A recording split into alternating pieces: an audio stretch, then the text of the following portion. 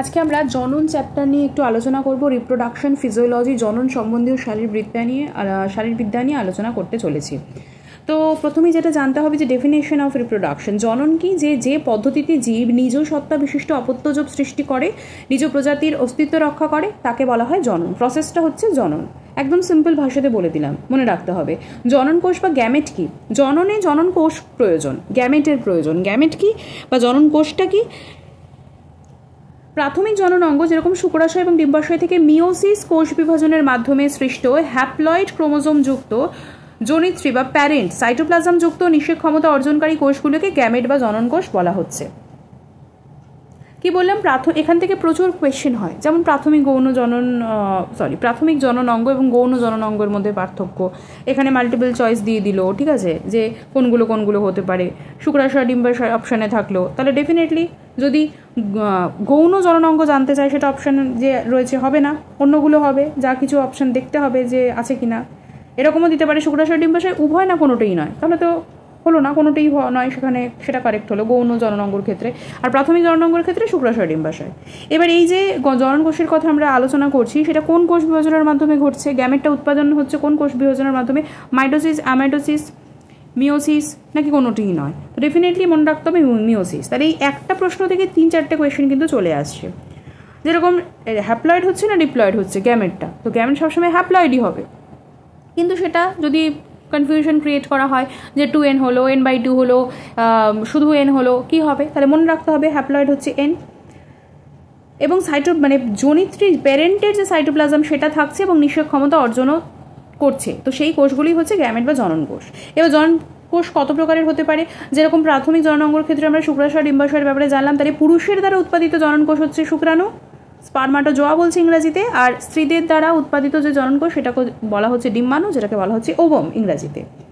এবার জনন কোষ উৎপাদনকারী গ্রন্থির নাম কি? প্রাথমিক জনন অঙ্গগুলোই হচ্ছে গ্রন্থি, শুক্রাশয় বা টেস্টিস ইংলিশে, এবং ডিম্বাশয় বা ওভারি, যেটা হচ্ছে স্ত্রী জনন কোষ বা ডিম্বাণু উৎপন্নকারী যৌন গ্রন্থি বা গোনাড। এখানে গোনাড শব্দটির উল্লেখযোগ্য জানতে হবে এটা ইংরেজি শব্দগুলো। তাহলে প্রধান পুরুষের যৌনাঙ্গ হচ্ছে শুক্রাশয়, আর আনুষঙ্গিক যে যৌনাঙ্গ সেগুলো হচ্ছে এপিডিডাইমিস, যাকে বাংলাতে বলা হয় শুক্র সঞ্চয়কারী নালী। আরেকটি আছে শুক্রনালী, যেটাকে বলা হয় ভাস ডিফারেন্স। আরেকটা হচ্ছে শুক্রথলি, যেটাকে বলা হয় সেমিনাল ভেসিকল। আরেকটা হচ্ছে নিক্ষেপণ নালী, যাকে বলা হয় ইজাকিউলেটরি ডাক্ট। প্রস্টেট গ্রন্থি থাকে, আর থাকে কাউপার্স গ্ল্যান্ড বা কাউপার গ্রন্থি, আর লিঙ্গ অর্থাৎ পেনিস। এগুলো হচ্ছে আনুষঙ্গিক যৌনাঙ্গ। নারীদের ক্ষেত্রে যদি চলে আসি, নারীদের প্রধান যৌনাঙ্গ হচ্ছে ডিম্বাশয়, যেটাকে বলা হয় ওভারি ইংরেজিতে। আনুষঙ্গিক যৌনাঙ্গের মধ্যে পড়ছে ডিম্বনালী, যাকে বলা হয় ফ্যালোপিয়ান টিউব বা ফ্যালোপিয়ান নালী। জরায়ু থাকছে অর্থাৎ ইউটেরাস। ক্লিটোরিস থাকছে, বার্থোলিয়ান গ্ল্যান্ড থাকছে। যোনি, যাকে বলা হয় ভ্যাজাইনা, ভেস্টিবিউল থাকছে, এবং অবশ্যই স্তনগ্রন্থি বা ম্যামারি গ্ল্যান্ড ভীষণভাবে উল্লেখযোগ্য। এবার চলে আসি ক্যারেক্টারিস্টিক্সের মধ্যে। পুরুষের গৌণ যে যৌন লক্ষণগুলি সেগুলো কি, এবং নারীর গৌণ যৌন লক্ষণগুলি সেগুলো কি? পুরুষের যে বহিঃ যৌনাঙ্গ বা এক্সটার্নাল জেনিটেলিয়া, সেখানে হচ্ছে লিঙ্গ থাকছে, শুক্রাশয় অন্ডকোষ। এগুলোর কি ক্যারেক্টার থাকছে না? লিঙ্গ বা পেনিসের দৈর্ঘ্য প্রস্থে বৃদ্ধি পায় এবং শুক্রাশয় ও অন্ডকোষের বৃদ্ধি ঘটে। শুক্রাশয়কে আগেই বললাম টেস্টিস বলে, এবং অন্ডকোষকে বলা হয় হচ্ছে স্ক্রোটাম। এগুলো কিন্তু টার্মগুলো কিন্তু জানতে হবে। অন্তঃযৌনাঙ্গ যেটা ভেতরের অর্থাৎ ইন্টারনাল জেনিটালিয়ার মধ্যে শুক্রথলি বা সেমিনাল ভেসিকল বৃদ্ধি পাচ্ছে এবং তার ক্ষরণও শুরু হচ্ছে এবং ফ্রুক্টোজ উৎপাদন শুরু করে। প্রোস্টেট এবং বাল্বোইউরেথ্রাল বা কাউপার গ্রন্থি বৃদ্ধি পাচ্ছে এবং ক্ষরণ হচ্ছে। এরপর গলার স্বর বা ভয়েসের পরিবর্তন লক্ষ্য করা যায়। স্বরযন্ত্র বা ল্যারিংস বৃদ্ধি পাচ্ছে, স্বরতন্ত্রী বা ভোকাল কর্ডের দৈর্ঘ্য এবং পুরুত্ব থিকনেসও বৃদ্ধি পাচ্ছে। কণ্ঠস্বরের এর ফলে কিন্তু পরিবর্তন ঘটছে, কণ্ঠস্বর গাঢ় এবং ভারী হচ্ছে এবং সেটি বেশ গম্ভীর হয়ে ওঠে। হেয়ার গ্রোথ হয়, হেয়ার গ্রোথ মুখমণ্ডলে গোফদারি দেখা যায়। শ্রোণীদেশ, নাক, আন্ডারআর্ম, চেস্ট, শোল্ডারে, মলদ্বারের চারিদিকেও কেশ দেখা যায়। শ্রোণীদেশের কেশের, যেটাকে পিউবিক হেয়ার বলা হচ্ছে, তো তার বৃদ্ধি ঘটে। এবং বডি কনফার্মেশন বা অবয়ব, এটা ক্যারেক্টার কিছু পাল্টা, যেরকম কাঁধ চওড়া হয়, পেশির বৃদ্ধি ঘটে, পেশি বলিষ্ঠ এবং সুগঠিত হয়, দেহের মধ্যে পুরুষালী চেহারার প্রকাশ ঘটে। স্কিন সেবেসিয়াস যে গ্ল্যান্ড তার ক্ষরণ বৃদ্ধি হয়, ঠিক হয়, ক্ষরণ বৃদ্ধি পাচ্ছে এবং মুখে ব্রণ দেখা দিচ্ছে তার জন্য। মানসিক কিছু চারিত্রিক বৈশিষ্ট্য লক্ষ্য করা যায় যেটা মানসিকতার উপর নির্ভর করছে। বেশি পরিমাণে আক্রমণাত্মক মানে অ্যাগ্রেসিভ হয়ে ওঠা, অ্যাক্টিভ অ্যাটিটিউড বেশি দেখা যায় এবং বিপরীত লিঙ্গের প্রতি কিন্তু আসক্তি জন্মায়। আর নারীর যৌন লক্ষণগুলো যদি আমরা বলতে চাই তাহলে জরায়ু, যোনিপথ, স্তনগ্রন্থির বৃদ্ধি ঘটছে, ডিম্বাশয় বৃদ্ধি পাচ্ছে, এর থেকে এস্ট্রোজেন, প্রজেস্টেরন যৌন হরমোন দুটি নিয়মিত ক্ষরিত হচ্ছে, রজতচক্র বা মাসিক ঋতুচক্র শুরু হচ্ছে, স্তনগ্রন্থি সুডোল এবং উন্নত হচ্ছে, সেখানে মেদ সঞ্চিত হয়ে স্তনগ্রন্থি আকারে বৃদ্ধি পাচ্ছে। ভয়েস সেটা হচ্ছে ষড়যন্ত্র বয়ঃসন্ধিকারীর পূর্ব অবস্থার অনুপাতে থাকে, গলার স্বর উচ্চগ্রাম বা মাত্রার তীক্ষ্ণ হয়, বেসিক্যালি পিচ পরিবর্তন হচ্ছে, হাই পিচ হচ্ছে। হেয়ার গ্রোথের ক্ষেত্রে নাক, এছাড়া শ্রোণীদেশ, আন্ডার আর্ম, এগুলোতে ডেফিনেটলি পিউবিক হেয়ার তো থাকছেই, এবং এগুলি মুখ্যত এই অ্যান্ড্রোজেনের প্রভাবে হয়, ইস্ট্রোজেনের প্রভাবে কিন্তু হয় না। অ্যান্ড্রোজেন প্রধানত অ্যাড্রিনাল কর্টেক্স থেকে আসে, কম পরিমাণে ডিম্বাশয় থেকে আসে। দেহের কেশ মানে ফুল বডিতে যেরকম থাকে পুরুষের তুলনায় কম হয়, মাথার কেশ বেশি হয়। দেহের অবয়বের মধ্যে কিছু পরিবর্তন লক্ষ্য করা যায়, যেরকম কাঁধ সরু, কটিদেশ প্রশস্ত, স্তনগ্রন্থি, কোমর, নিতম্ব প্রভৃতি অঙ্গে মেদ জমা হয়। দেহের বিভিন্ন স্থানে মেদ সঞ্চিত হওয়ার ফলে নারী দেশ কোমল হয়, নারী সুলভ চেহারার বিকাশ ঘটে, নারীর দেহের দৈর্ঘ্য পুরুষের অপেক্ষা কম হয়, নারী দেহের যে চামড়া সেটা পাতলা, মসৃণ এবং কোমল হয়ে ওঠে, বিপরীত লিঙ্গ অর্থাৎ পুরুষের প্রতি আকর্ষণের উদ্রেক হয়, আবেগ, স্নেহ, মমতা প্রভৃতি বৃদ্ধি পায়, নারী সুলভ মানসিকতার প্রকাশ পায়। নারী সুলভ মানসিকতা বলতে এখানে এই বিভিন্ন ধরনের হরমোনের প্রোডাকশন, তার রেগুলেশনের জন্য সেগুলো কিন্তু ইমোশনকে ভীষণভাবে কন্ট্রোল করে, সেই কারণেই নারী সুলভ কথাটির কিন্তু আলোচিত হয়েছে। এরপর আমরা চলে আসছি সার্টোলি কোষের ব্যাপারে।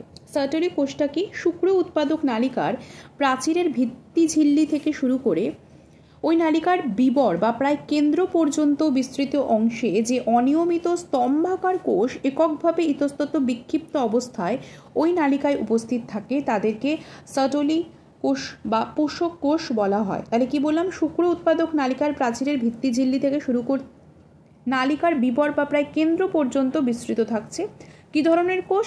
না অনিয়মিত স্তম্ভাকার কোষ, এবং কিভাবে থাকছে?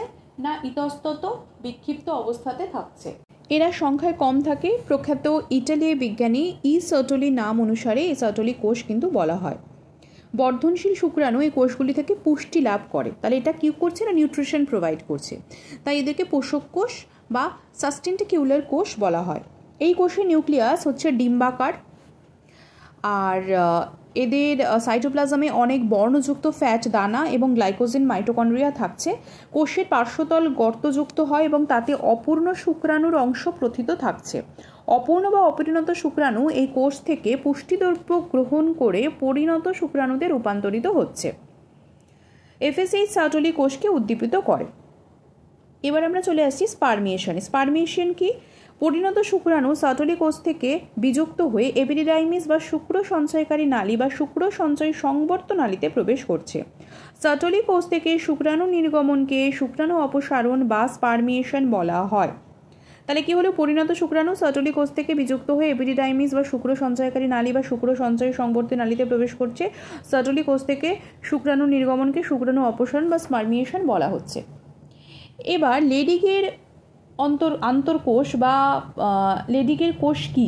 ইন্টারস্টিশিয়াল সেলস অফ লেডি কি? না শুক্রাশয়ের সেমিনিফেরাস টিবিউল বা শুক্র উৎপাদক নালিকার অন্তর্বর্তী অঞ্চল বা স্ট্রোমা যোগ কলা দ্বারা গঠিত। এই স্ট্রোমায় অসংখ্য বৃহদাকৃতি এবং বহুতলীয় কোষ দেখা যায়। এদেরকেই বলা হয় লেডিকের আন্তর্কোষ। এদের সাইটোপ্লাজমে স্নেহকণিকা মানে ফ্যাট কণিকা এবং আন্তঃকোষীয় জালক থাকে। বয়ঃসন্ধিকাল থেকে এরা টেস্টোস্টেরন হরমোন ক্ষরণ করে, ফলে সেই সময় থেকে পুরুষের আনুষঙ্গিক যৌনাঙ্গ এবং যৌন বৈশিষ্ট্যগুলির বিকাশ ঘটে। শুক্রাশয়ের কাজ কি? শুক্রাশয়ের আপাতত মানে প্রধানত দুটো কাজ, সেটা হচ্ছে জননকোষ বা শুক্র উৎপাদনের কাজ এবং হচ্ছে অন্তঃক্ষরণধর্মী কাজ।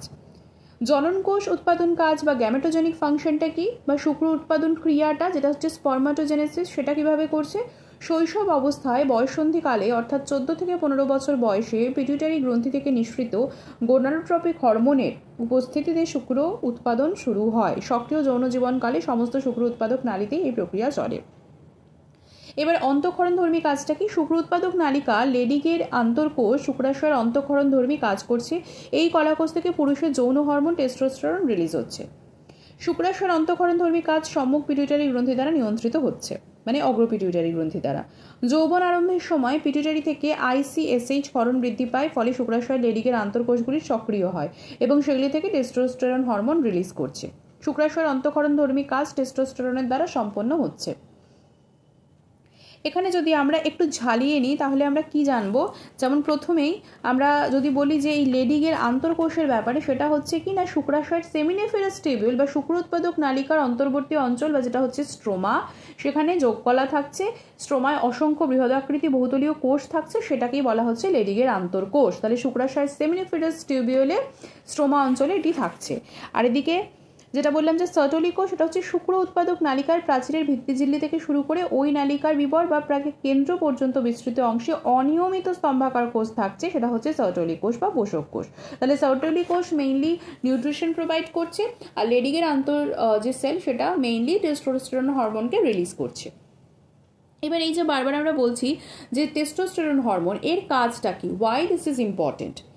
বয়ঃসন্ধিকালে বা পিউবার্টির সময়তে টেস্টোস্টেরন ক্ষরণের ফলে পুরুষের যে লিঙ্গ বা পেনিস, শুক্রাশয়ের থলি বা যেটাকে বলা হয় স্ক্রোটাম, শুক্রাশয়ের অর্থাৎ টেস্টিসের বৃদ্ধি ঘটছে। প্রাপ্তবয়স্কদের এই হরমোন যৌনাঙ্গগুলির স্বাভাবিক অবস্থা বজায় থাকে। বয়ঃসন্ধিকালে এর প্রভাবে আনুষঙ্গিক যৌনাঙ্গ শুক্রাশয়ের থলি যেরকম স্ক্রোটাম, কাউপার গ্রন্থি, প্রস্টেট গ্রন্থি প্রভৃতির বৃদ্ধি ঘটছে। এই হরমোনের প্রভাবে পুরুষের গৌণ যৌন বৈশিষ্ট্যগুলি যেমন শ্রোণীদেশ, বক্ষ, দেহর বিভিন্ন স্থান, সেখানে কিন্তু কেশের উদ্গম হয় এবং গোঁফদাড়ির উৎপত্তি ঘটে। পুরুষোচিত গম্ভীর কণ্ঠস্বর হয় এবং পেশিবহুল দেহ প্রভৃতির বিকাশ ঘটে, যেগুলো হচ্ছে গৌণ যৌন বৈশিষ্ট্য। এই হরমোন প্রাপ্তবয়স্ক পুরুষের শুক্র উৎপাদন প্রক্রিয়ার জন্য প্রয়োজন হয়। এটি শুক্রাণুর চলন বা মোবিলিটির জন্য প্রয়োজন হয়। শুক্রাণুর যে লাইফ স্প্যান, নিষেক ক্ষমতা, পাওয়ার অফ ফার্টিলাইজেশন, সেটাকে বৃদ্ধি করছে। কিছু মেটাবলিক ফাংশন থাকে, যেমন হচ্ছে এই হরমোন মৌল বিপাকীয় হার বেসাল মেটাবলিক রেটকে বৃদ্ধি করে এবং এটি উপচিতিমূলক কাজ করে, অর্থাৎ অ্যানাবলিক ওয়েতে কাজ করছে। প্রোটিন সংশ্লেষণ বৃদ্ধি করছে, প্রোটিন ভেঙে যাওয়াকে রোধ করছে। এটি জলের সাথে সোডিয়াম, পটাশিয়াম, ক্যালসিয়াম প্রভৃতি যথাস্থানে ধরে রাখা সাহায্য করে বা রিটেনে সাহায্য করছে এবং গ্রোথও সাহায্য করছে। পুরুষের প্রাথমিক এপিফাইসিসীয় বন্ধ বা আর্লি এপিফেজিয়াল ক্লোজার হওয়ার জন্য এই হরমোন দায়ী। এর ফলে উচ্চতার বৃদ্ধিও কিন্তু বাধাপ্রাপ্ত হচ্ছে। লোহিত রক্তকণিকার উৎপাদন উদ্দীপিত করছে। এটি বিশেষ করে বয়ঃসন্ধিকালে এবং প্রাপ্তবয়স্কদের পুরুষালী কামনা বা কর্মপ্রেরণার জন্য যেটা দেয় লিবিডো, এটি পুরুষ সুলভ যৌন মানসিকতার বিকাশেও সাহায্য করছে। গর্ভাবস্থাকালে ফিটাস বা গর্ভস্থ ভ্রূণের শুক্রাশয় টেস্টোস্টেরন পুরুষালী মানসিকতা বিকাশের জন্য গর্ভের মস্তিষ্কে ক্রিয়া করছে। এটি লিঙ্গ সত্তার বিকাশ বা সেক্স ডিফারেন্সিয়েশন ঘটায়। এরপরে আমরা কয়েকটা প্রসেসে চলে আসি, যেরকম স্পারমাটোজেনেসিস, স্পারমাটোসাইটোজেনেসিস, স্পার্মিওজেনেসিস ইত্যাদি। আমরা স্পার্মিয়েশনের কথা আগে জেনেছিলাম। স্পার্মিয়েশনটা কি? পরিণত শুক্রাণু সার্টোলি কোষ থেকে বিযুক্ত হয়ে মানে ছেড়ে গিয়ে এপিডিডাইমিস বা শুক্র সঞ্চয়কারী নালী বা শুক্র সঞ্চয় সংবর্তে নালীতে প্রবেশ করছে। তাহলে সার্টোলি কোষ থেকে শুক্রাণুর যে নির্গমনটা ঘটছে, পোষক কোষ বা সার্টোলি কোষ থেকে শুক্রাণুর নির্গমন ঘটছে, সেটাকে বলা হয় স্পার্মিয়েশন। এবার স্পারমাটোজেনেসিস কি? যে পদ্ধতিতে শুক্রাশয়ের জনন কোষ বিভাজিত হচ্ছে, বিকশিত হচ্ছে এবং পুংগ্যামেট শুক্রাণু উৎপাদন হচ্ছে। শুক্রাণু উৎপাদন প্রক্রিয়াটাই হচ্ছে স্পারমাটোজেনেসিস। জেনেসিস মানে উৎপাদন বৃদ্ধি পাচ্ছে। এই প্রক্রিয়া বয়ঃসন্ধিকালে অর্থাৎ পুরুষের 13 থেকে 14 বছর বয়সে শুরু হয়, প্রায় প্রৌঢ় বয়স পর্যন্ত চলতে থাকে, তবে বৃদ্ধ বয়সে এই ক্রিয়া কিন্তু মন্থর হয়। এরপর হচ্ছে স্পারমাটোসাইটোজেনেসিস। এটা কি? স্পারমাটোগোনিয়াম কোষ থেকে অপরিণত শুক্রাণু বা স্পামাটিডের রূপান্তরকে স্পারমাটোসাইটোজেনেসিস বলা হচ্ছে। স্পারমাটোগোনিয়াম কোষ থেকে অপরিণত শুক্রাণু বা স্পামাটিড রূপান্তর, সেটাই হচ্ছে স্পারমাটোসাইটোজেনেসিস। আচ্ছা, এরপরে আসছি স্পার্মিওজেনেসিস। স্পার্মিওজেনেসিস কি অপরিণত শুক্রাণুর, যেটা স্পার্মাটিডের কথা বলা হচ্ছে, পরিণত শুক্রাণুতে যে রূপান্তর ঘটছে সেটাকে স্পার্মিওজেনেসিস বলা হয়। তাহলে স্পার্মাটোসাইটোজেনেসিস হচ্ছে যখন স্পার্মাটোগোনিয়াম কোষ থেকে অপরিণত শুক্রাণু হচ্ছে, আর অপরিণত শুক্রাণু থেকে যখন পরিণত শুক্রাণু মানে স্পার্মাটিড থেকে যখন স্পার্মাটোজোয়া হচ্ছে, সেই রূপান্তরটাকে, সেই ট্রান্সফরমেশনটাকে বলা হয় স্পার্মিওজেনেসিস। আর শুক্রাণুর বিভাজন এবং বিকশিত হয়ে পুংগ্যামেট মানে শুক্রাণু উৎপাদন হচ্ছে, সেটা হচ্ছে স্পার্মাটোজেনেসিস। তাহলে কি জানলাম? স্পার্মিয়েশন জানলাম, যে সাটলি কোষ থেকে যখন সেটির বিচ্ছিন্নকরণ ঘটছে সেটি হচ্ছে স্পার্মিয়েশন। স্পার্মাটোজেনেসিস হচ্ছে যে পদ্ধতিতে শুক্রাশয়ের যে জননকোষ তার বিভাজন হচ্ছে, তার বিকাশ হচ্ছে এবং শুক্রাণু উৎপাদন হচ্ছে, সেই প্রক্রিয়াটি। স্পার্মাটোসাইটোজেনেসিস হচ্ছে স্পার্মাটোগোনিয়াম কোষ থেকে যখন অপরিণত শুক্রাণু বা স্পার্মাটিড হচ্ছে, আর অপরিণত শুক্রাণু বা স্পার্মাটিড থেকে যখন পরিণত শুক্রাণু বা স্পার্মাটোজোয়া হচ্ছে, সেটাকে বলা হয় স্পার্মিওজেনেসিস। এরপরে আমরা যদি জানতে চাই যে শুক্রাণুর আণুবীক্ষণিক গঠনটা কীরকম, তাহলে কয়েকটা যে ক্যারেক্টার রয়েছে সেগুলোর ব্যাপারে আমাদের কিন্তু ওয়াকিবহল থাকতে হবে। যেরকম প্রধানত প্রত্যেকটি শুক্রাণুতে 4টি অংশ থাকে, যেটাকে বলা হয় হচ্ছে মস্তক বা হেড, গ্রীবা যেটাকে নেক বা সার্ভিক্স বলছে, দেহ বা মধ্য অঞ্চল যেটাকে মিডল পিস বলা হয়, এবং পুচ্ছ বা লেজ যেটাকে টেইলর কওডা বলা হয়। অ্যাক্রোজোম কি? এটা ভীষণভাবে ইম্পর্টেন্ট। এই লেজের কথা যখন বললাম, অ্যাক্রোজোমের কথাটা ভীষণভাবে ইম্পর্টেন্ট। আচ্ছা, শুক্রাণুর মস্তক অঞ্চলে কোষের ক্রোমোজোমগুলি থাকে, এর সামনের অংশে একে আবৃত করে থাকে হচ্ছে অ্যাক্রোজোম। এটি একটি টুপির মতো অংশ। এটি একটি উৎসেচক সমৃদ্ধ লাইসোজোম জাতীয় কোষ অঙ্গাণু। তাহলে এটা রিলেটেড কার সাথে? না মস্তকের সাথে। তাহলে শুক্রাণুর যে 4টি অংশ বললাম, যে মস্তক, সেই মস্তকের সাথে কানেক্টেড অ্যাক্রোজোম, গ্রীবা রয়েছে, দেহমধ্য অঞ্চল রয়েছে এবং পুচ্ছ বা লেজ রয়েছে। ঠিক আছে, নেক্সট আমরা চলে আসছি পরিণত ডিম্বাশয়ের যদি গঠন আমরা বর্ণনা করতে চাই বা কি কি আছে সেটা যদি আমরা জানতে চাই, কি হবে না প্রজনন কলা প্রথমেই, জার্মিনাল এপিথেলিয়াম, তারপরে হচ্ছে টিউনিকা অ্যালবোজেনিয়া, স্ট্রোমা, আদি ডিম্বথলি বা যেটাকে বলা হয় প্রাইমর্ডিয়াল ফলিকল, পরিণত ডিম্বথলি বা যেটাকে বলা হয় গ্রাফিয়ান ফলিকল, একটা হচ্ছে পিত গ্রন্থি যেটাকে বলা হয় কর্পাস লিউটিয়াম, এবং আন্তর্কোষ যেটাকে বলা হয় ইন্টারস্টিশিয়াল সেল। এগুলোর ব্যাপারে আমাদেরকে একটু অবশ্যই জানতে হবে। তো যেটা ভীষণ ইম্পর্টেন্ট, যেরকম কর্পাস লিউটিয়াম, সেটার ব্যাপারে একটু জানি। বিদীর্ণ ডিম্বথলি থেকে ডিম্বাণু নির্গত হয়ে গেলে সেটি কোষ দ্বারা পূর্ণ হয়ে যে পিত বর্ণের গ্রন্থি সৃষ্টি করছে। ডিম্বাণু চলে গেল, এবার তাকে তো কোষ দ্বারা পূর্ণ হতে হবে, তো হলো যখন, তখন সেটা পিত বর্ণ ধারণ করছে, সেটাকেই বলা হয় পিত গ্রন্থি বা যেটাকে বলা হয় কর্পাস লিউটিয়াম।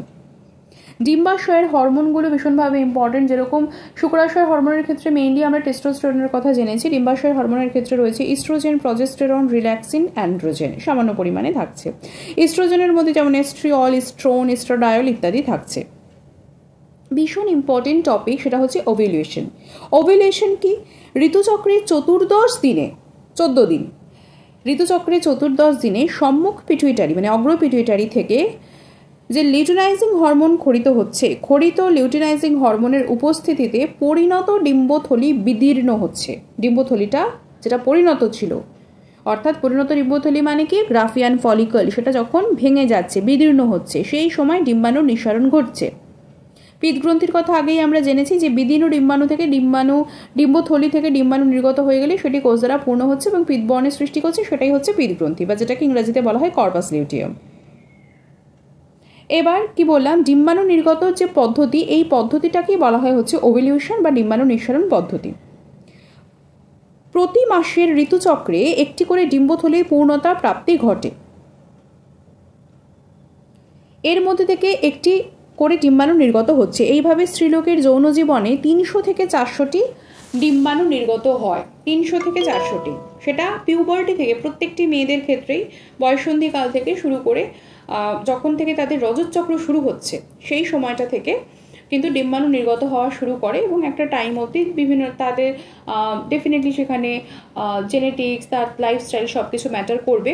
তো মোটামুটিভাবে ধরা হয় 300 থেকে 400টি ডিম্বাণু থাকছে। এবার যখন সে প্রেগনেন্ট হচ্ছে বা প্রেগনেন্সির সময়, এখন যেমন বিভিন্ন লাইফস্টাইল বা অন্যান্য এক্সটার্নাল স্টিমুলেশনের জন্য প্রেগনেন্সিতে অনেক রকমের প্রবলেম আসে, তো সেই জন্য মানে বায়োলজিক্যাল ক্লক বা বলা হয় যে একটা নির্দিষ্ট এজের মধ্যে যদি কনসিভ করার চেষ্টা করা হয় সেটা ভালো হয়, কারণ পরবর্তীকালে যে ডিম্বাণুগুলো নিঃসরিত হচ্ছে বা ডিম্বাণুর যে ক্ষমতাগুলো, সেই ক্ষমতাগুলো কিন্তু খুব অ্যাক্টিভ থাকে না, সক্রিয় থাকে না, সমস্যার সৃষ্টি হয়, কারণ সেগুলো ম্যাচিওর হচ্ছে, দিন দিন তার যে কাউন্ট সেটা কমে আসছে। সেই কারণে এটা বলা হয়, যদিও এটা রিলেটেড নয়, খুব বেশি কথা এই নিয়ে আমি বলছি না। বিদীর্ণ ডিম্বথলির কোষগুলির মধ্যস্থিত জমাট রক্তের সহযোগে পিত গ্রন্থিতে বা কর্পাস লিউটিয়াম যেটা, সেটা রূপান্তরিত হচ্ছে। এটি প্রধানত বৃহদাকৃতি বিশিষ্ট সাংকব কোষপুঞ্জ নিয়ে গঠিত। এবার পিত গ্রন্থির কোষে এই লিউটিন নামক পিত বর্ণের দানা থাকে, যেটা ডেফিনেটলি হলুদ হচ্ছে পিত বর্ণের দানা। এই অংশ থেকে প্রজেস্টেরন হরমোন উৎপন্ন হয় এবং এই গ্রন্থি থেকে রিল্যাক্সিনও খরিত হয়। গর্ভাবস্থায় পিতগ্রন্থির আকার বৃদ্ধি পাচ্ছে, তখন এটি অটল থেকে হরমোন সংশ্লেষণ করছে, অন্য সময় এটি কিন্তু বিনষ্ট হয়ে যায়। প্রজেস্টেরনের কথা জানলাম, এবার ইস্ট্রোজেনের কথা জানতে হবে। আচ্ছা, প্রজেস্টেরনের আরও কয়েকটা কথা, প্রজেস্টেরন আর রিল্যাক্সিনের কথা যখন জেনেছি, এই প্রজেস্টেরন রিল্যাক্সিনের ব্যাপারে একটু আলোচনা করে দিই। প্রথমত, প্রজেস্টেরনের প্রধান কাজ হচ্ছে জরায়ুর অন্তঃস্তর বা এন্ডোমেট্রিয়ামের ক্ষরণধর্মী পরিবর্তনের উন্নতি করা, জরায়ুকে নিষিক্ত ডিম্বাণু স্থাপনের উপযোগী করে তোলা, যাতে নিষিক্ত ডিম্বাণু যখন ইন্টারকোর্স হয়ে যাবে, যখন যৌন সংসর্গ হয়ে যাবে, যখন ডিম্বাণুটা প্রতিস্থাপিত হবে, সেখানে স্থাপন হবে, তখন সেই জরায়ুকে উপযোগী করে তোলা এবং এন্ডোমেট্রিয়ামের বা জরায়ুর যে অন্তঃস্তর সেটাও ক্ষরণধর্মী পরিবর্তনের উন্নতি সাধন করা। এবার কাজগুলো যদি আমরা একটু বিস্তারিত আলোচনা করি, তাহলে কীরকম হবে, যে প্রজেস্টেরন জরায়ুর অন্তঃস্তরে প্রাক রজস্রবীয় দশার পরিবর্তন জন্য দায়ী, মানে রজস্রাবের ঠিক আগের দশাগুলো কি না, তবে এটি কি করছে, এককভাবে পরিবর্তন ঘটাতে কিন্তু সক্ষম নয়। এর জন্য এর সাথে ইস্ট্রোজেনের সাহায্যের প্রয়োজন রয়েছে, ইস্ট্রোজেনের সক্রিয়তার প্রয়োজন রয়েছে। প্রজেস্টেরনের প্রভাবে জরায়ুর অন্তঃস্তর অধিকতর স্ফীত হচ্ছে। প্রজেস্টেরনের প্রভাবে জরায়ু যে অন্তঃস্তর থাকছে বা যেটা এন্ডোমেট্রিয়াম থাকছে, সেটা স্ফীত হচ্ছে, মোটা হচ্ছে, কুণ্ডলীকৃত গ্রন্থিগুলি বৃদ্ধি পাচ্ছে, গ্রন্থিকোষে ক্ষরণ পদার্থের বৃদ্ধি ঘটছে, গ্রন্থিকোষে অল্প পরিমাণ অন্তঃস্তরীয় তরল ক্ষরণ হচ্ছে। এছাড়ার প্রভাবে স্ট্রোমা কোষ বা আন্তঃকোষে সাইটোপ্লাজম বৃদ্ধি পাচ্ছে। এটি ডিম্বাশয় ডিম্বাণু নিঃসরণ বন্ধ করে দেয়। এটি গর্ভাবস্থায় স্থিতিশীলতাকে বজায় রাখে, যাতে সব ঠিকঠাক থাকে। জরায়ুর গাত্রে নিষিক্ত ডিম্বাণুর রোপণে বা ইমপ্ল্যান্টেশনে সাহায্য করে। ভীষণ ভীষণ ইম্পর্টেন্ট। অনেক সময় দেখা যায় যে ফার্টিলাইজেশন তো হয়ে গেল, কোনো মানে একটি ছেলের কোনো প্রবলেম নেই, একটি মেয়ের কোনো প্রবলেম নেই, তারা ইন্টারকোর্স করেছে, কিন্তু তারপরেও দেখা যাচ্ছে যে কনসিভ করতে অসুবিধা হচ্ছে। হয়তো ফার্টিলাইজেশন ঠিকঠাক হলো, কিন্তু ইমপ্ল্যান্টেশন হলো না। তো ইমপ্ল্যান্টেশনটা ভীষণভাবে ইম্পর্টেন্ট। ডিম্বাণুর রোপণটা, সে যে স্থাপন হচ্ছে সেই জায়গাটা, জরায়ুর গাত্রে তার যে স্থাপন, সেই স্থাপনটা, সেই রোপণটা, ইমপ্ল্যান্টেশনেরও অনেক সাইন রয়েছে, বোঝা যায়, কিন্তু যাই হোক, তো সেটাতে অসুবিধা হয়। তো এগুলো ভীষণ ইম্পর্টেন্ট জায়গা। অমরা বা গর্ভপুষ্পা বা যেটাকে ইংরাজিতে বলা হয় হচ্ছে প্লাসেন্টা, তো তার বৃদ্ধিতে সাহায্য করছে, জরায়ুর পেশি সংকোচনকে হ্রাস করছে। গ্রন্থি যে লতি এবং গ্রন্থি যে থলি, তার পূর্ণ বৃদ্ধি ঘটিয়ে স্তন বৃদ্ধি সম্পূর্ণ করে, যেটা ভীষণভাবে ইম্পর্টেন্ট হয়। গর্ভকালে ডিম্বথলির ক্রমবৃদ্ধি, ডিম্বাণু নিঃসরণ, মাসিক যৌন চক্র অবদমিত করে বা বাধা দেয়, কারণ গর্ভকালে এগুলো হতে দেওয়া তো যাবে না, এগুলো রিভার্স প্রসিডিওর। কারণ ডিম্বাণু আর নিঃসরণ তখন হবে না, কারণ একটা ডিম্বাণু অলরেডি যদি সে ফার্টিলাইজ হয়ে গিয়ে থাকে, সে যদি এন্ডোমেট্রিয়ামে তার ইমপ্ল্যান্টেশন হয়ে গিয়ে থাকে, তখন পুরো শরীরের কাজটাই হবে যে ডিম্বাণুটা শুক্রাণুর সাথে মিলিত হয়ে তার ইমপ্ল্যান্টেশন হয়ে গেছে, যেখানে আস্তে আস্তে একটা এমব্রায়ো গঠিত হবে, তাকে টোটাল প্রোটেকশনে রাখা। তো প্রজেস্টেরনের কাজটাই হচ্ছে যে ওই রজতচক্রীয় দশাটা যাতে স্টার্ট না হয়, মাসিক যে যৌনচক্র সেটাকে অবদমন করে রাখছে, এবং তাতে ডেফিনেটলি ডিম্বাণু নিঃসরণ প্রক্রিয়াটাই বন্ধ হয়ে যায়।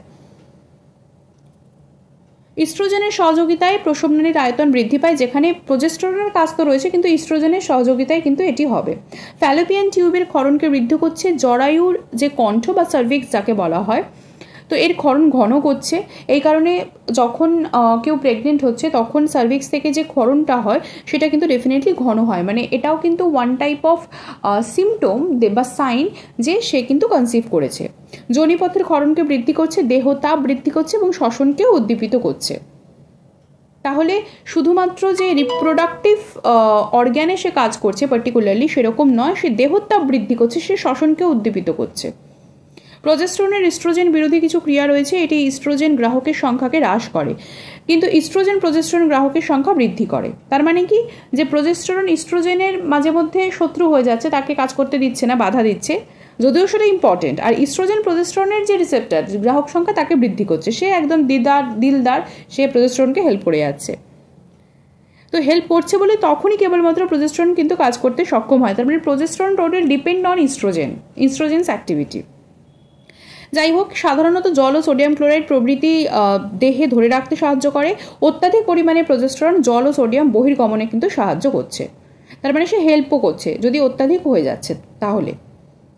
এবার প্রজেস্টেরনের কথা বলতে গিয়ে অনেক কথা ইস্ট্রোজেনের চলে এলো, এবার আমরা ইস্ট্রোজেনের কথায় ঢুকে যাই, তারপরে আবার রিল্যাক্সিনের কথাতে আসবো। ইস্ট্রোজেনের কাজ তাহলে কি?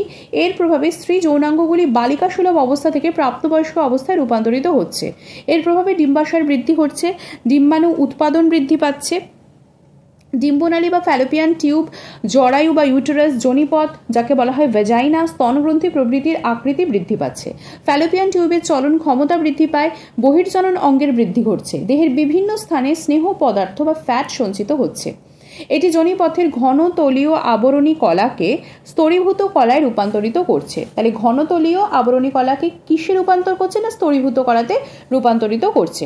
ফলে এটি আঘাত ও সংক্রমণের বিরুদ্ধে বেশি সহনশীল হয়, তার মানে প্রোটেকশনটা বেশি দিচ্ছে। এর প্রভাবে স্ত্রীলোকের জননাঙ্গ ও আনুষঙ্গিক জননাঙ্গের বিকাশ এবং বৃদ্ধি ঘটে।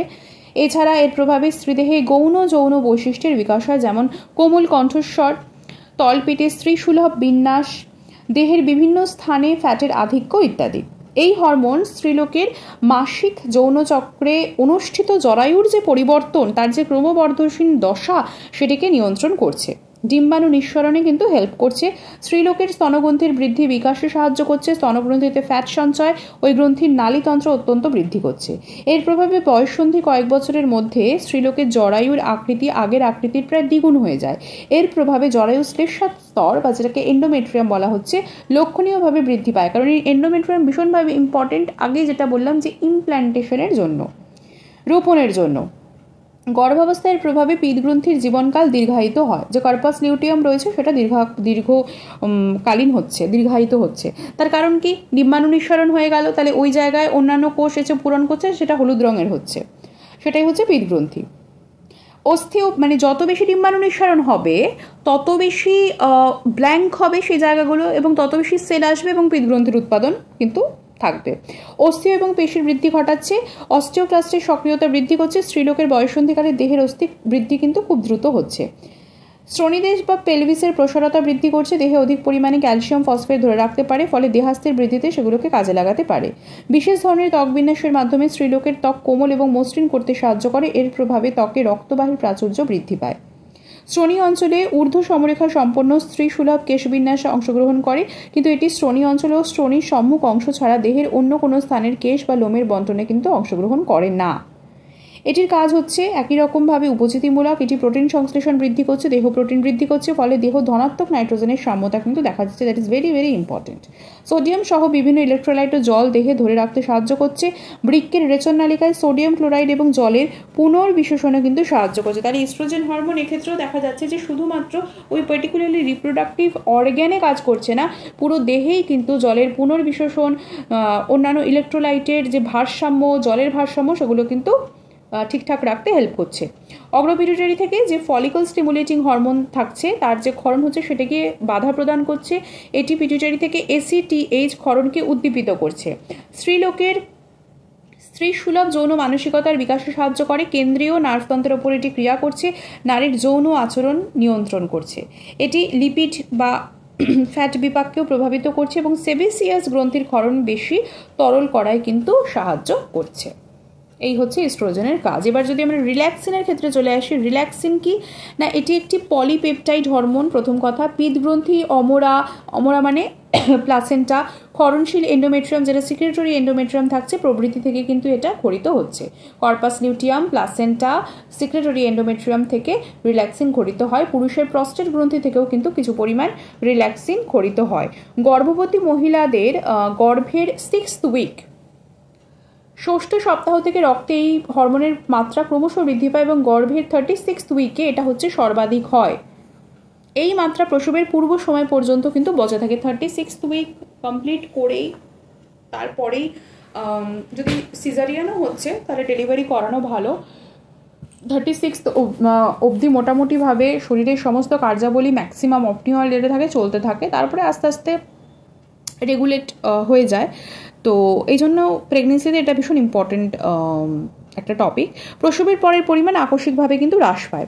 তো গর্ভাবস্থায় শ্রোণীবন্ধনী বা পেলভিক লিগামেন্টকে শিথিল করে, জরায়ুর পেশি সংকোচনে বাধা দেয়, ইস্ট্রোজেনের সাহায্যে সার্ভিক্স বা জরায়ু কণ্ঠের প্রসারতা কিন্তু বৃদ্ধি করে, তাতে নর্মাল ডেলিভারি কিন্তু ভালোভাবে হয়। এরপরে আমরা এই মেনস্ট্রুয়াল সাইকেল বা রজত চক্রের দিকে চলে আসছি এবং একই সাথে আমরা ঋতুচক্রের দিকেও কিন্তু আলোচনা করব, ঋতুচক্রের ব্যাপারেও কিন্তু চলে আসব।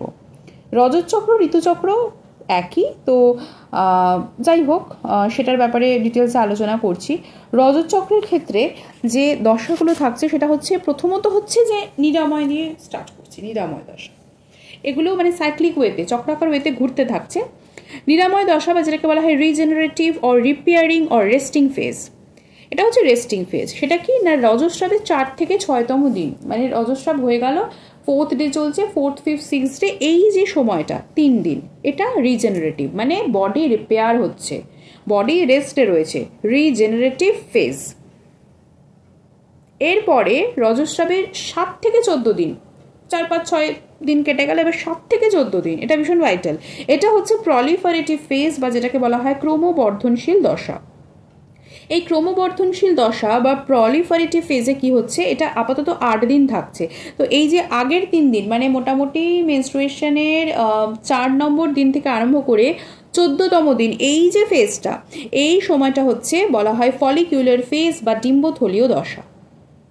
তারপরে মানে ওই 14 দিন কেটে গেল, 14 দিন কেটে যাওয়ার পরে মানে পিরিয়ড স্টার্ট হয়ে ওই মোটামুটিভাবে 14 দিন কেটে গেল। তারপরে মানে ওই 15তম দিন থেকে 28তম দিন, ওই যে সময়টা, সেটা হচ্ছে সেটা ডেফিনেটলি 14 দিন। তো সেটা হচ্ছে লিউটিয়াল ফেজ বা যেটাকে বলা হয় পিত্ত গ্রন্থীয় দশা।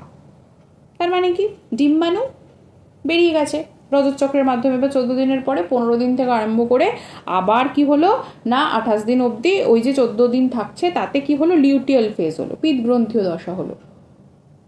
সেটা হচ্ছে প্রাক রজস্রাবীয় দশা, প্রিমেনস্ট্রুয়াল ফেজ। এরপরে আবার তাহলে 14 দিন তো এখানে কমপ্লিট হয়ে গেল, আবার শুরু হচ্ছে রজস্রাবীয় দশা, যেটাকে বলা হয় মেনস্ট্রুয়াল ফেজ, যেটা রজস্রাব যেদিন থেকে শুরু হচ্ছে সেই 1 নম্বর দিন থেকে 3 নম্বর দিন অবধি থাকছে।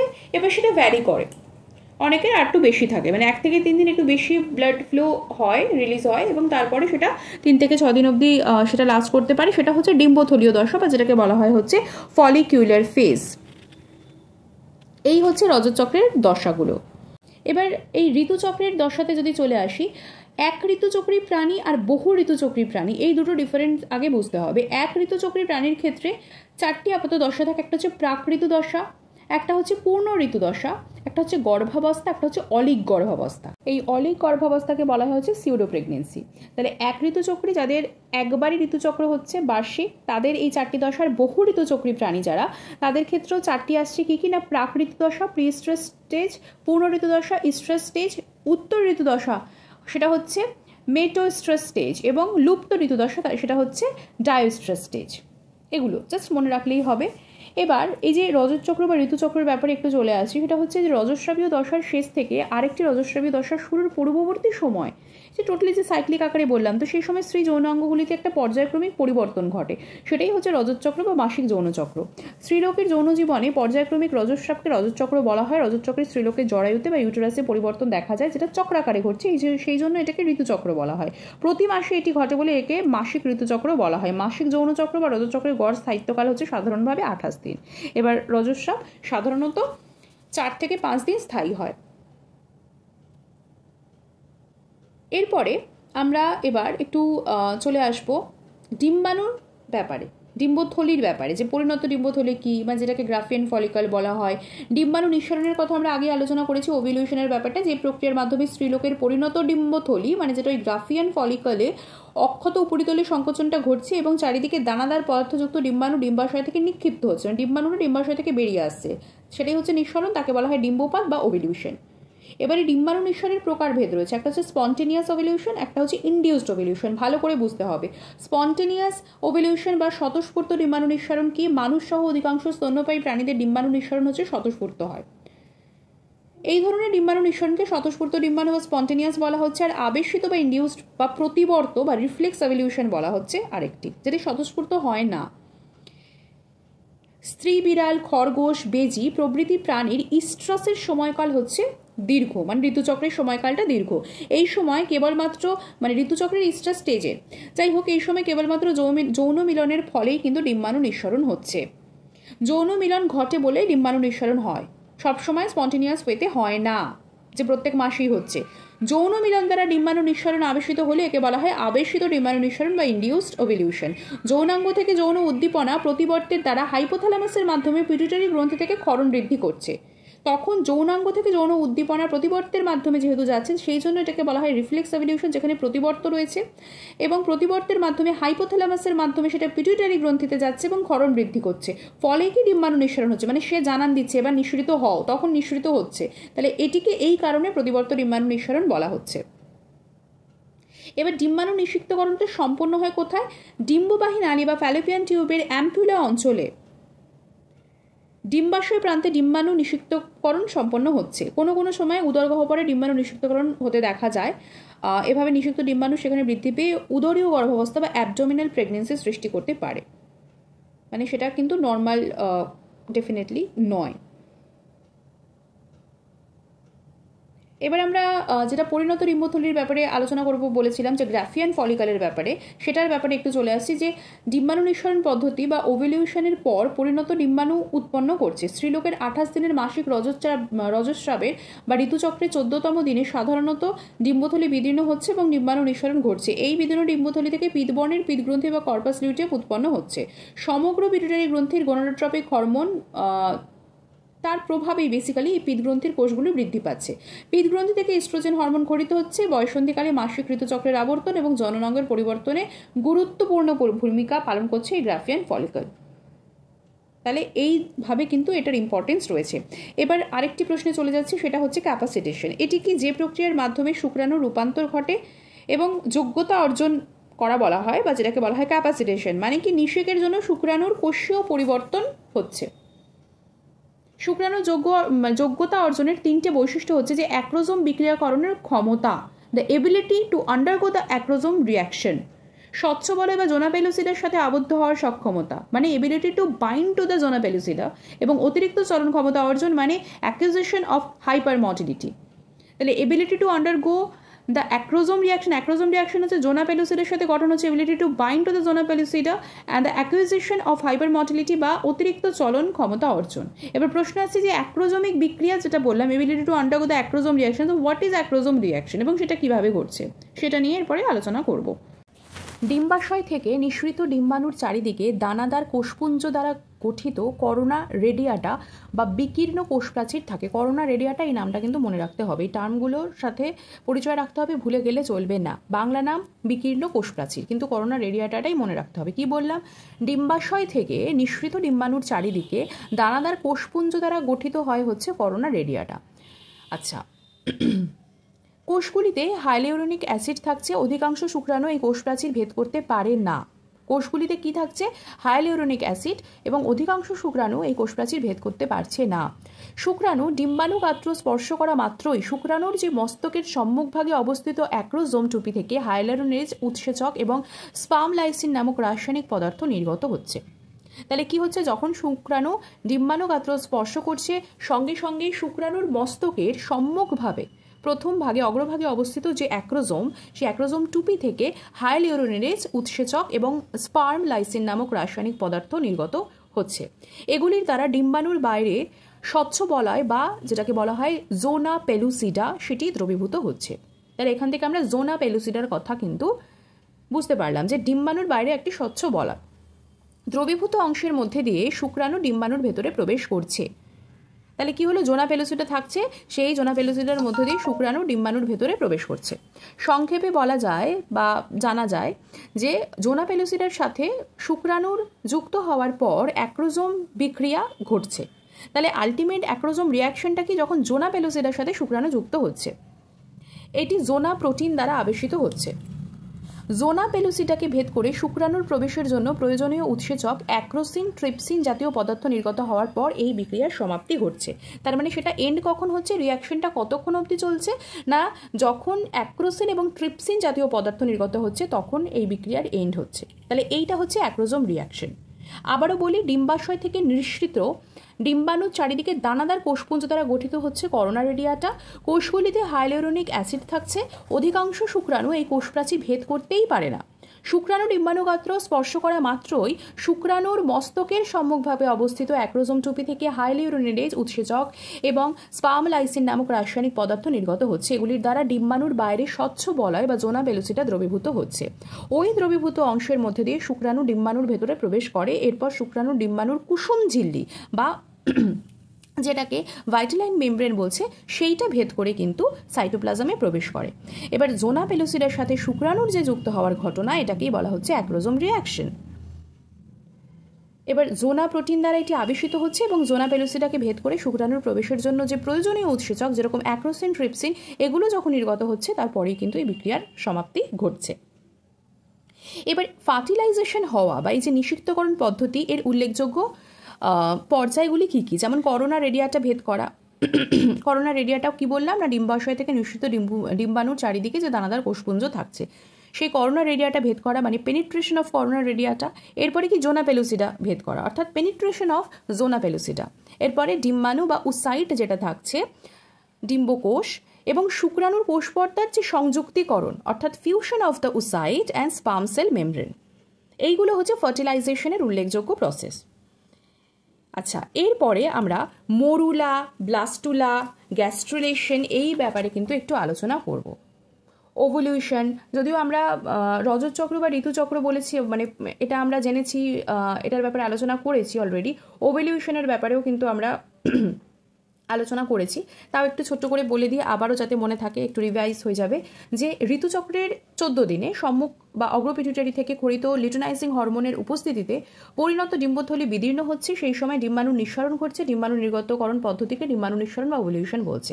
আর রজস্রাবীয় দশার শেষ থেকে আরেকটি রজস্রাবীয় দশা শুরুর পরবর্তী সময় স্ত্রী যৌনাঙ্গগুলিতে যে পর্যায়ক্রমিক পরিবর্তন ঘটছে তাকে বলা হয় মেনস্ট্রুয়াল সাইকেল বা মাসিক যৌনচক্র বা রজতচক্র। স্ত্রীলোকের যৌন জীবনের পর্যায়ক্রমিক রজস্রাবকে বলা হয় রজতচক্র। রজতচক্রে স্ত্রীলোকের জরায়ু বা ইউটেরাসে যে পরিবর্তন লক্ষ্য করা যায় সেটা হচ্ছে ঋতুচক্র। প্রতি মাসে এটি ঘটে বলে এটিকে মাসিক ঋতুচক্র বলে। যৌনচক্র বা রজতচক্রের গড় স্থায়িত্বকাল সাধারণভাবে হচ্ছে 28 দিন, আর রজস্রাব সাধারণত 4 থেকে 5 দিন কিন্তু স্থায়ী হচ্ছে। আচ্ছা, এরপর আমরা যেটা বললাম যে আলোচনা করব সেটা হচ্ছে যে এই মরুলা, ব্লাস্টুলা এগুলোর বিষয়। মরুলাটা কি? মরুলার ব্যাপারে যদি আসি তাহলে হচ্ছে উপনিউক্লিয়াস দুটি একীভূত হলে, জোট করলে জাইগোট উৎপন্ন হচ্ছে। জাইগোট দুটো জিনিস যখন একীভূত হচ্ছে, তাহলে উপনিউক্লিয়াস দুটি একীভূত হলে জাইগোট গঠিত হচ্ছে। পরবর্তী পর্যায়ে দুটি কোষ বিশিষ্ট জাইগোট দ্রুত গতিতে মাইটোসিস পদ্ধতিতে বিভাজন শুরু করছে।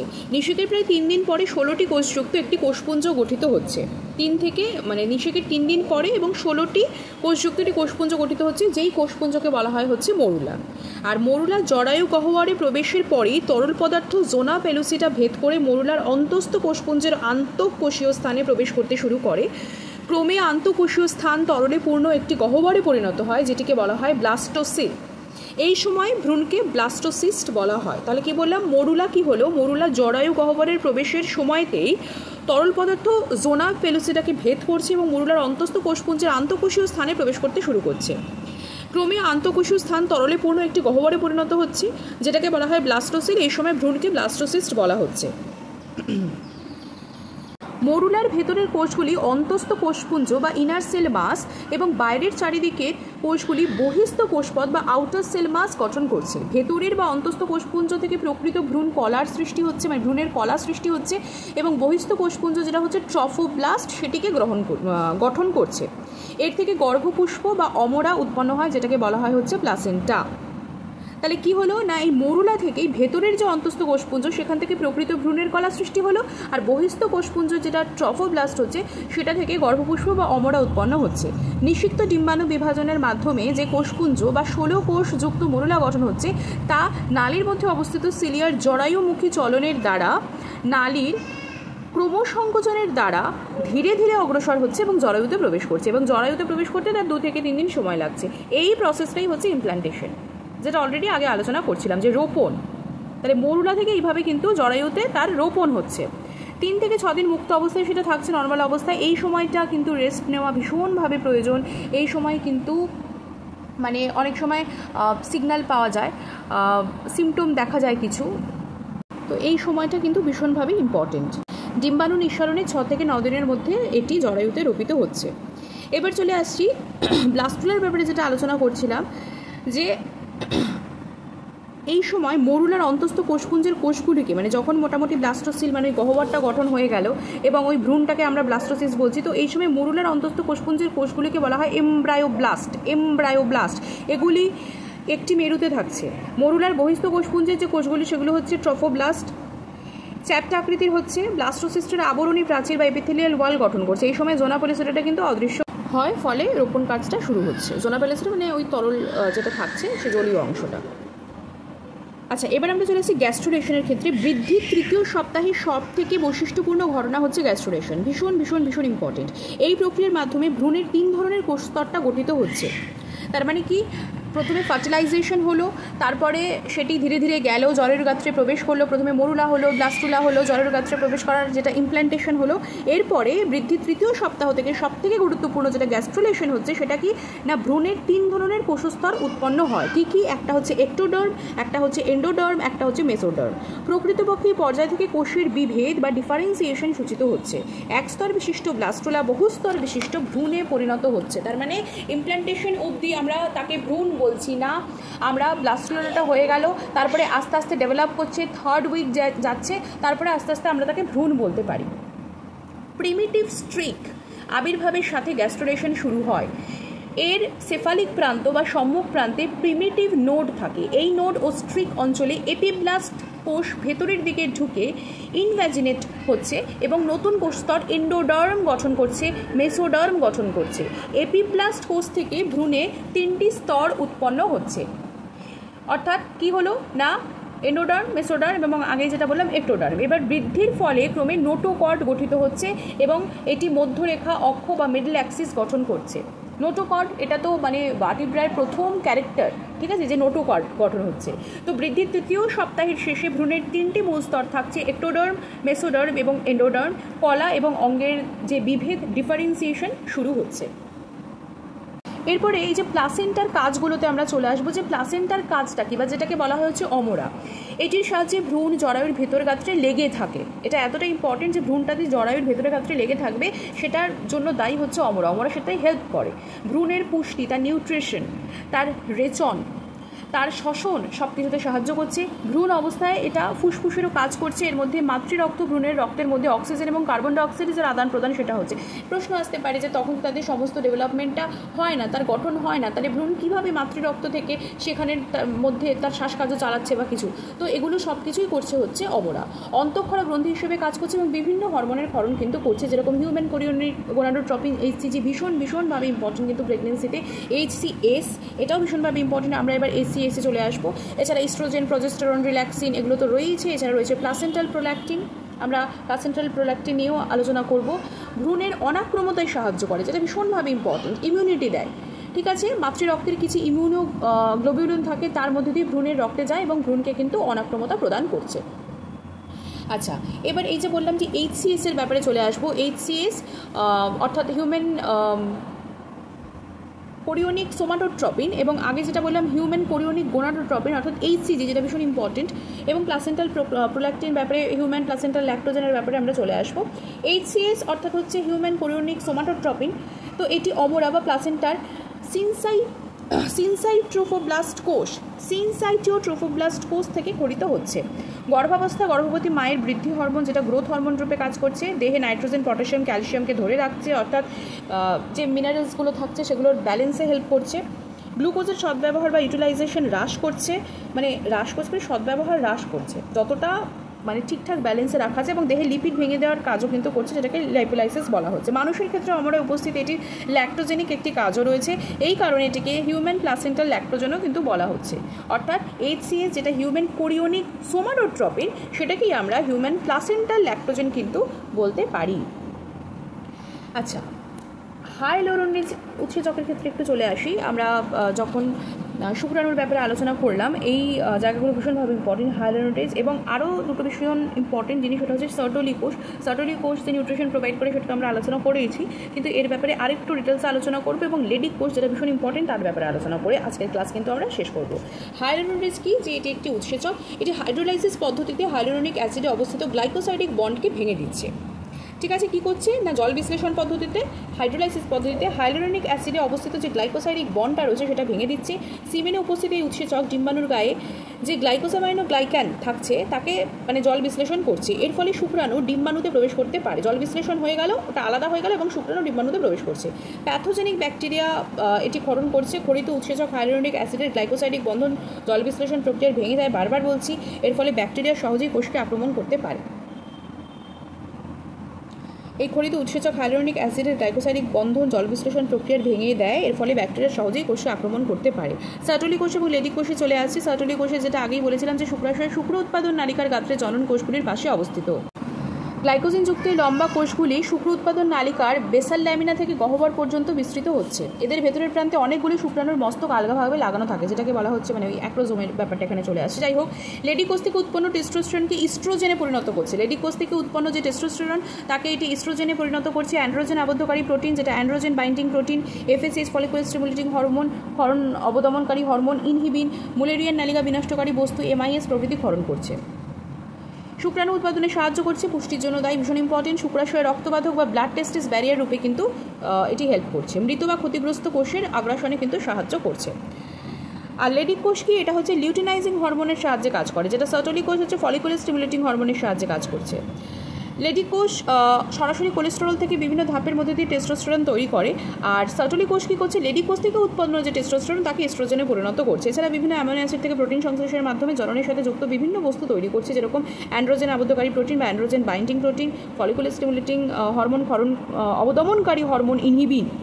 এবার FSH এর সাহায্যে কাজ করছে, ঠিক আছে, সে এবার ব্যালেন্স রাখবার জন্য FSH ক্ষরণ অবদমনকারী হরমোনও ইম্পর্টেন্ট, দ্যাট ইজ ইনহিবিন, এবং মুলেরিয়ান নালিকা বিনষ্টকারী বস্তু, দ্যাট ইজ MIS।